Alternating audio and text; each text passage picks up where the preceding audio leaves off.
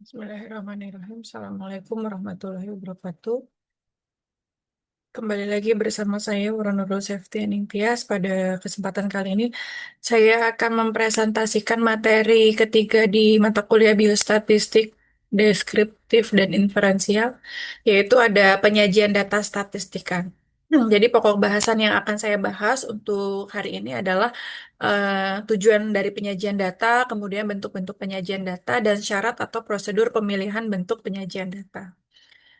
Kita mulai dari pengertian dulu. Penyajian data ini adalah merupakan salah satu kegiatan dalam pembuatan laporan hasil penelitian yang telah dilakukan sesuai dengan tujuan yang diinginkan, gitu ya. Nah, di penyajian data ini dipengaruhi oleh skala variabel. Pertemuan sebelumnya kita sudah belajar terkait dengan skala variabel ya. Nah, ini kan bentuk penyajiannya ada macam-macam ya. Ada yang narasi, ini biasanya informasinya lebih penting gitu ya. Kemudian ada bentuk tabel, bentuk sederhana gitu ya. Kemudian ada grafik. Nah, ini grafik biasanya untuk orang-orang yang nggak suka baca tulisan lebih mudah membaca grafik, ini akan lebih mudah dipahami ya. Kemudian ada mapping dan ada gambar. Ini untuk mapping dan gambar ini biasanya menggunakan media yang tepat gitu. Jadi gambar itu apalagi sekarang ya mapping itu udah mulai ada aplikasinya sendiri ya, bukan gambar atau peta yang kita tulis secara manual gitu, tapi memang ada aplikasi sendiri untuk pembagian mappingnya, petanya gitu ya, gambarnya ya. Nah, di penyajian data ini ada data variabel. Misalnya kalau datanya variabel modelnya kategorik atau data kualitatif, ini biasanya hasil penggolongan atau pengklasifikasian. Jadi kalau kategorik itu kan tadi misalnya contohnya agama Islam, agama ya, variabel agama gitu kan.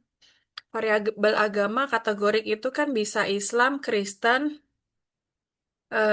Katolik, Buddha, Hindu gitu ya. Nah, ini hasil penggolongan atau klasifikasinya gitu. Jadi gitu ya. Jadi atau misalnya contohnya ada orang berkumis, misalnya laki-laki gitu atau pendidikan dari TK, SD, SMP. Nah, itu penggolongan dari hasil hasil variabelnya, hasil variabel pendidikan itu misalnya kita mau bagi penggolongannya bisa bisa SD, SMP, SMA, perguruan tinggi atau kita menggolongkannya menjadi dua seperti pendidikan rendah dan pendidikan tinggi gitu. Jadi penyajian datanya tuh langsung bentuknya pendidikan tinggi dan pendidikan rendah gitu ya. Kemudian kalau untuk variabel yang bentuknya numerik atau kuantitatif, angka, ini yang ditampilkan adalah hasil dari perhitungan pengukurannya gitu. Misalnya data diskrit, data diskrit ini variabelnya hasil dari perhitungannya gitu. Contoh misalnya jumlah anak atau jumlah pasien gitu ya. Jadi dalam satu tahun kita mau melihat jumlah pasiennya. Jadi ada data per bulannya. Misalnya bulan Januari ada 300, kemudian bulan Februari ada 350 sampai dengan data bulan Desember seperti itu. Kemudian ada juga data kontinu. Ini juga variabel hasil pengukurannya, misalnya tinggi badan dan berat badan. Gitu. Contoh rata-rata berat badan misalnya per bulannya berapa, nah itu juga bisa ya. Gitu.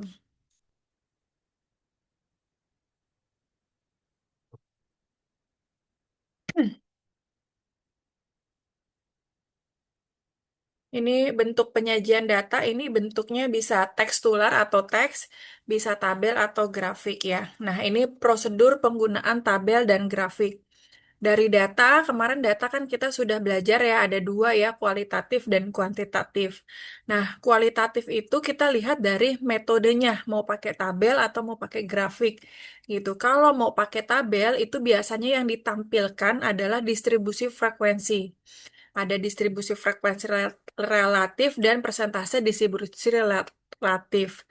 Bentuknya juga bisa tabulasi silang gitu. Nanti kita belajar ini kalau ini kan kita baru belajar penyajian datanya ya, belum masuk ke proses olah datanya ini erat hubungannya juga sama mata kuliah manajemen data gitu ya. Kemudian di metode grafik, ini bentuknya ada grafik batang, ada grafik lingkaran gitu. Kalau teman-teman mungkin pernah lihat di Excel aja ada, di Excel, ya di Excel ada, di PPT juga ada ya.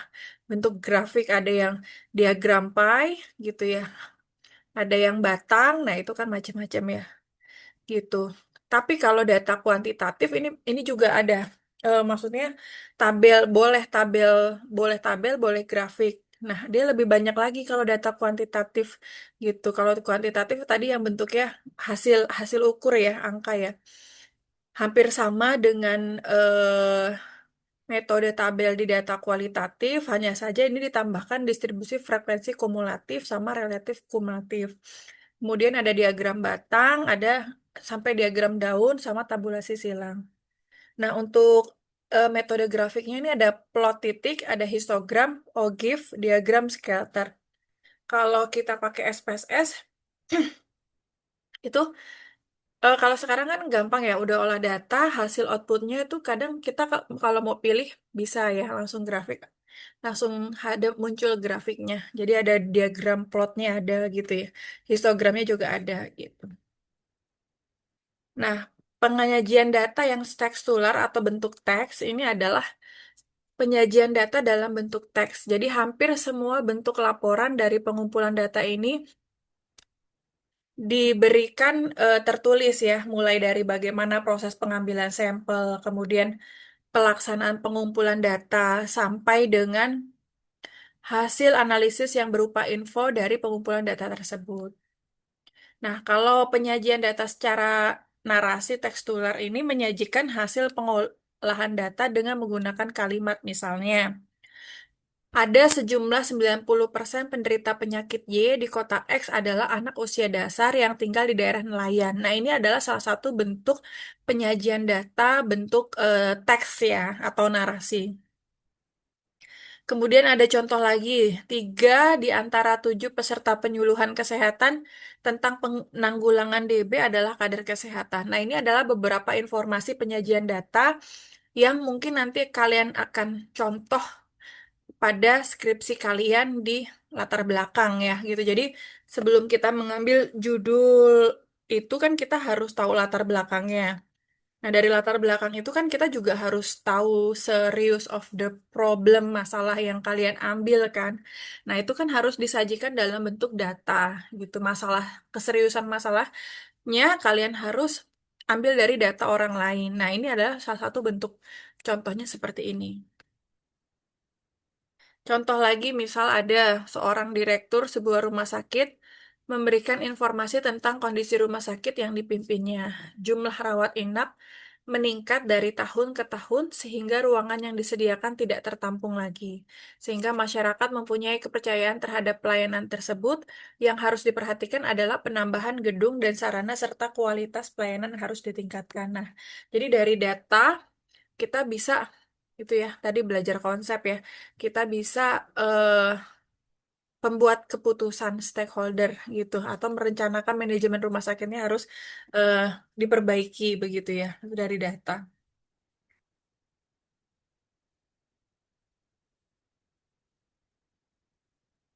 Ini penyajian secara tabel, yaitu menyajikan hasil pengolahan data dengan menggunakan tabel dari sederhana sampai kompleks ya, tabelnya, bentuk tabelnya.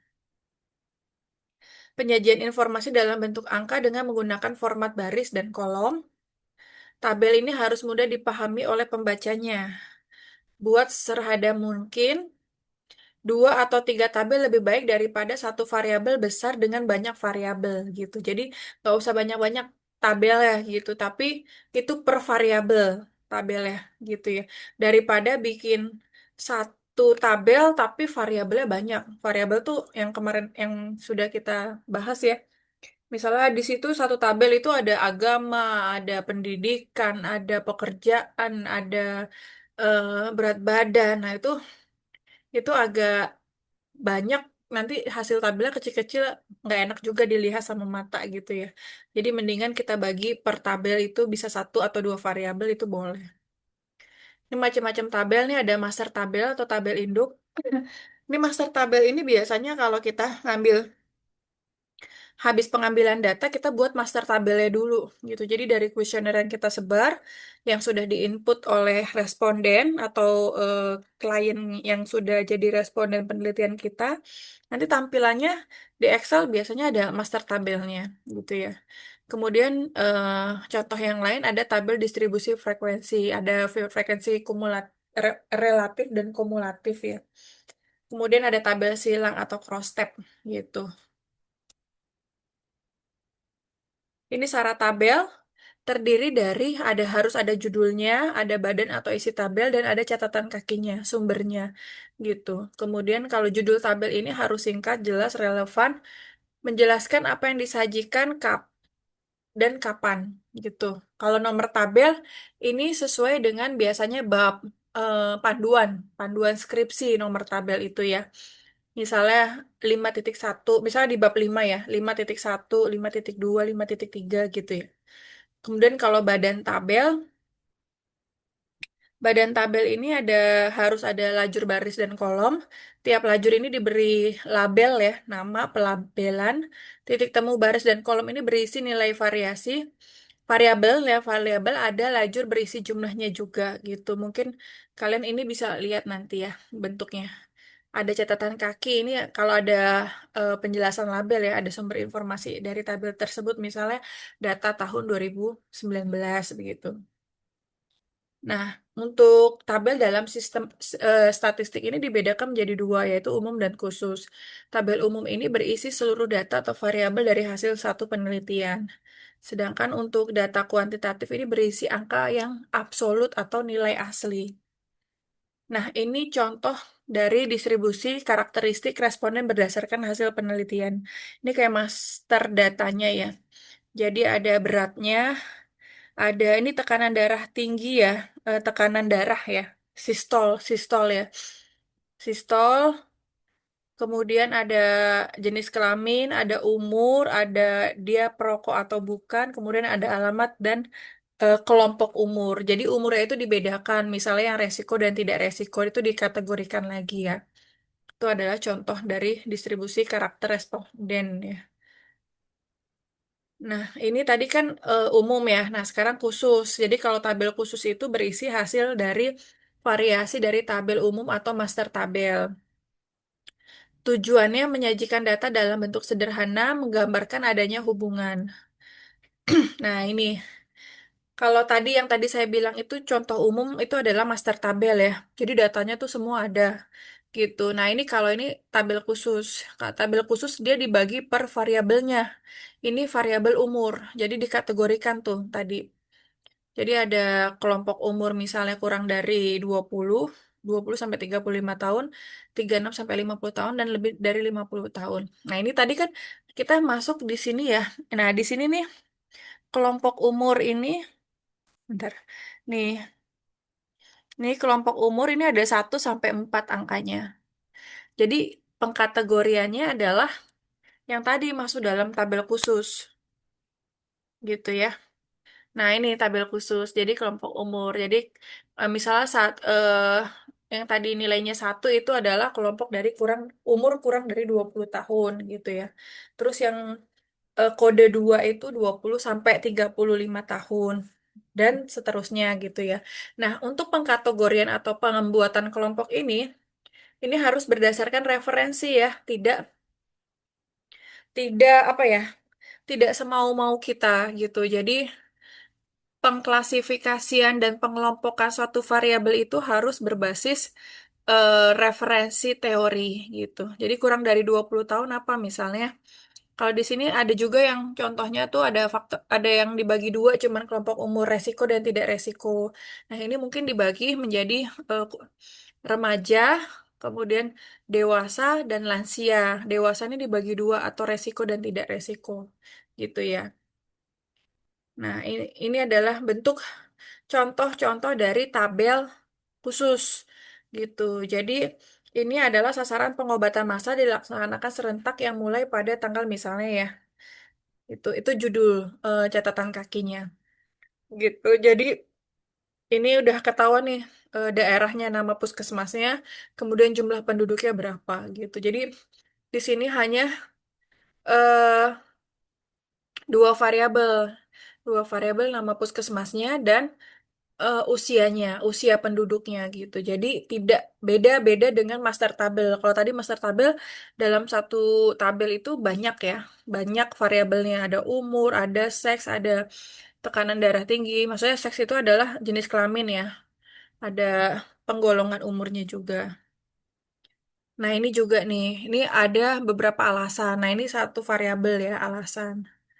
Gitu. Ini ada contoh juga misalnya distribusi ibu hamil menurut umur. Jadi ibu hamilnya eh, dibagi menjadi kurang dari 20 sampai 35 dan lebih dari 35 tahun. Gitu ya. Nah, sekarang kita masuk ke distribusi frekuensi. Definisinya itu adalah pengelompokan data ke dalam beberapa kategori yang menunjukkan banyaknya data dalam setiap kategori, gitu ya. Jadi setiap data ini tidak dapat dimasuk dalam dua atau lebih kategori, gitu. Ini distribusi frekuensi tabelnya ya contohnya ya. Nah, misalnya pendidikan. Pendidikan dikategorikan menjadi pendidikan tinggi, SMP, SMP, SED, dan tidak tamat. Jumlahnya berapa? Kalau sekarang sudah ada aplikasi ya, tidak hitung manual, jadi tabel pun juga sudah bisa kita lihat, tinggal masukin data master datanya. Nah, terus kita klik-klik pilihan menunya, langsung muncul di output SPSS gitu. Ya, tapi ini penyajian data, ini harus kalian pahami gitu ya. Nah, ini distribusi relatif. Ini kalau kalau distribusi frekuensi hanya pendidikan dan jumlahnya saja, jumlah respondennya. Kalau distribusi relatif ada persentasenya dari total keseluruhan, gitu yang membedakan. Nah, kalau distribusi kumulatif, dia tidak persentase, tapi ada frekuensi kumulasinya. Misal nilai 120. Ya, hmm, bentar.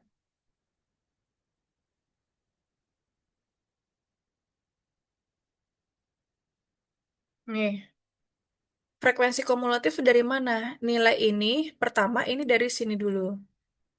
Terus dapat 345 itu dari mana? 345 itu adalah dari 120 ditambah 225 sama dengan ini. Nah, kemudian nilai nilai 70 itu dari mana? 720 nilai ini ditambah nilai ini sama dengan nilai ini. Gitu ya. Kemudian kalau SD-nya dapat nih frekuensi kumulatif 180 itu dari mana? Dari 720 ditambah dengan 360. Nah, begitu juga 1.500. 1.500 tuh 1.080 ditambah 420 menjadi 1.500. Itu contoh dari distribusi eh, kumulatif ya. Bedanya sama relatif. Kalau relatif persentase, kalau kumulatif adalah kumulatif dari penjumlahannya. Nah, ini ada tabulasi silang ya, atau cross table. Ini adalah cara termudah melihat dalam sejumlah data dengan perhitungan persentase. Jadi variabel yang dipaparkan dalam satu tabulasi silang ini berguna untuk menganalisis hubungan antar variabel yang terjadi, melihat bagaimana kedua atau beberapa variabel berhubungan. Yang ketiga itu adalah mengatur data untuk keperluan analisis statis. Yang keempat itu mengadakan kontrol terhadap variabel tertentu sehingga dapat dianalisis tentang ada tidaknya hubungan palsu. Kemudian untuk mengecek apakah terdapat kesalahan dalam kode ataupun jawaban dari daftar pertanyaan atau kuesionernya. Itu tabulasi silang. Contohnya misalnya ada seorang peneliti melakukan tabulasi silang antara variabel full time, apakah responden saat ini bekerja full time atau re- apa work itu ya experience ya. Jadi apakah responden mempunyai pengalaman pekerjaan sebelumnya. Dalam tabel berikut ini menunjukkan tabulasi silang mengenai hal ini di mana IF itu sama dengan artinya independent variable, DF itu dependent variable. Jadi nanti kalian kalau udah belajar metodologi statistik itu, metodologi penelitian kan ada dependent dan ada independent ya variabelnya. Gitu. Jadi kolom satu menunjukkan jawabannya terhadap pertanyaan mengenai status pekerjaan full time. Misalnya ada 55 responden menjawab iya atas pertanyaan ini. Masing-masing sel dalam baris juga menyajikan informasi tambahan. Dalam sel 11 misalnya ada 33 di antara yang menjawab ya terhadap pertanyaan status pekerjaan full time juga mempunyai pengalaman kerja. Selain itu, dua-dua responden dengan pengalaman kerja sebelum saat ini tidak bekerja secara full time. Ini contohnya nih maksudnya. Oh, kalau tadi kan pekerjaan full time dah, full time dibandingkan dengan pengalaman kerja. Ini sama dengan misalnya, eh ini maksudnya ya, maksudnya misalnya,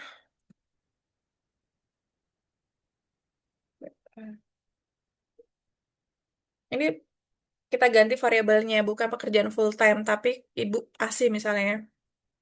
Ini ASI, ini ASI, dan ini apakah bekerja, pekerjaan, ini pekerjaannya, pekerjaan. Ini pekerjaan. Jadi dibandingkan, apakah ibu yang bekerja ini bisa menyusui ASI eksklusif? Jadi ternyata ibu yang bekerja ini ada 33 orang yang bisa menyusui selama 6 bulan atau 60%. Tapi ada yang ibu bekerja ada 17 orang atau 38 yang tidak bisa ASI eksklusif gitu.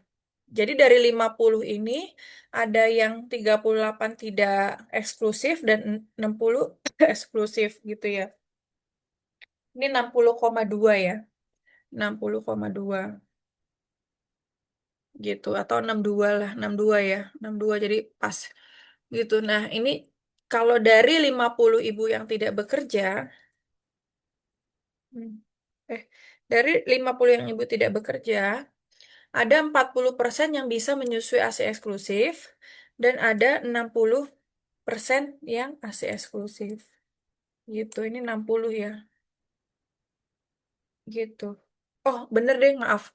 Ini 62 sama 38. Jadi dia totalnya tuh 100 ke sana. Sebelah sini. Totalnya 100%. Gitu ya. Jadi, gitu. Jadi ini namanya cross table. Nanti skripsi kalian juga menggunakan ini.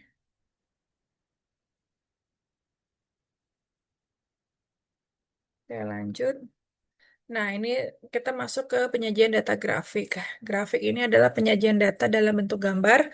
Manfaatnya adalah membandingkan beberapa variabel dalam beberapa kategori variabel atau satu variabel. Jadi pada waktu dan tempat yang berbeda. Meramalkan perubahan yang terjadi dengan berjalannya waktu atau time series. Mengetahui adanya hubungan dua variabel atau lebih, memberikan penerangan kepada masyarakat. Di ketentuan grafik itu ada judulnya singkat, jelas, dan lengkap. Letaknya biasa di atas atau di bawah ya, judulnya boleh. Ada dua sumbu, ada ordinat dan eksis. Ada skala tertentu, ada bentuk dan warna menarik. Ini tidak terlalu banyak ya. Ada nomor gambar, ada footnote, dan ada sumbernya. Jenis grafik itu ada batang, diagram pie atau lingkaran ya. Terus line diagram, diagram garis, titik-titik, ada diagram model sama peta map. Kalau diagram batang itu adalah grafik berbentuk batang yang penilaiannya berdasarkan tinggi batang. Tujuannya membandingkan beberapa variabel. Hal yang harus diperhatikan itu adalah ini batang ini dapat dibuat tegak atau melintang, ke atas atau melintang, horizontal atau vertikal. Bila variabel dengan kata yang panjang, maka grafiknya batang digambar melintang, gitu ya, horizontal. Antara dua batang terdapat ruang antara lebih sempit daripada batang. Lebar batang harus sama agar tidak salah interpretasi. Iya ya, kalau lebarnya tidak sama, itu beda arti juga. Gambar batang harus dimulai dari titik nol, keterangan atau frekuensi sebaiknya tidak dicantumkan di atas batang kecuali yang terlalu panjang dan dipatahkan dan dicantumkan. Ini contohnya ya. Ini contohnya grafik batang, nomornya grafik 1:1.1 angka kelahiran di desa A dan desa B. Jadi misalnya desa A itu ada 40, nggak nyampe 40 ya, 38% misalnya. Kemudian desa B itu kelahirannya misalnya ada 28%. Nah, ini yang bentuk melintang. Kalau grafiknya memang panjang, dibikin melintang. Itu. Kemudian ini contohnya lagi dibentuk terputus ya. Terputus karena memang tinggi banget gitu misalnya. Grafiknya 1.200 sedangkan kita kan dari harus titik nol ya. Itu sudah kelipatan. Jadi ini boleh boleh dibuat terputus tabel grafiknya. Ini ya contohnya ada keterangan. Keterangannya dibikin bertingkat juga boleh ya. Bertumpuk jadi satu gitu. Kemudian kita masuk ke histogram. Histogram, histogram adalah grafik,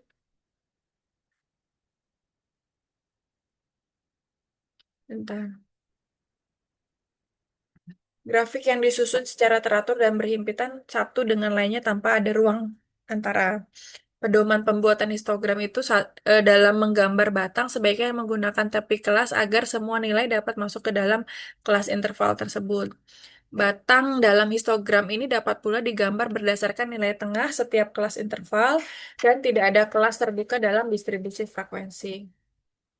Ini contohnya, misalnya umur dan frekuensinya. Ini histogram. Jadi ada batangnya, ada poligonnya juga tuh titiknya ya. Jadi ada bentuk titik tengahnya gitu. Jadi ada bentuk titik tengah dari setiap batang gitu ya.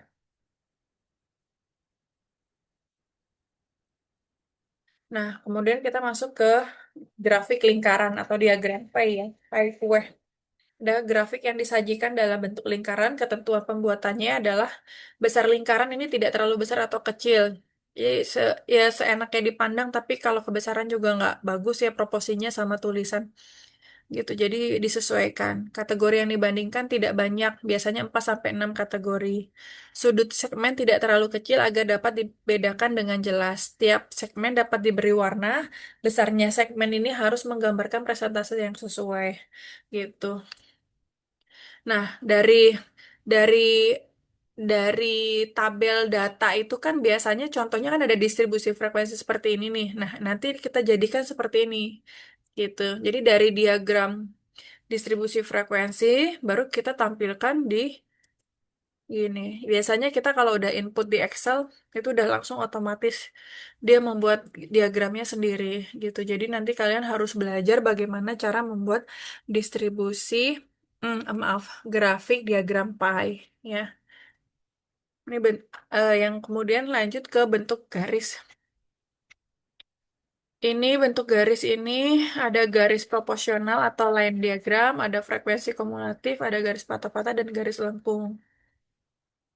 Contohnya ini bentuknya garis ya. Jadi ada garis putus-putus persentase kematian ibu dan anak di Indonesia misalnya dari tahun misalnya dari tahun 90 sampai 2024 gitu ya persentasenya. Jadi ada eh aksis sumbunya ya, ada sumbu X dan Y gitu.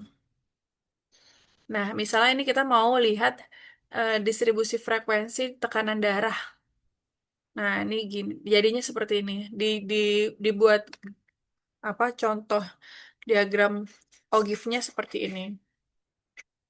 Gitu ya, ini contoh dari garis patah-patah. Kalau kalian yang sudah belajar main saham, itu juga harus biasa melihat grafik seperti ini ya.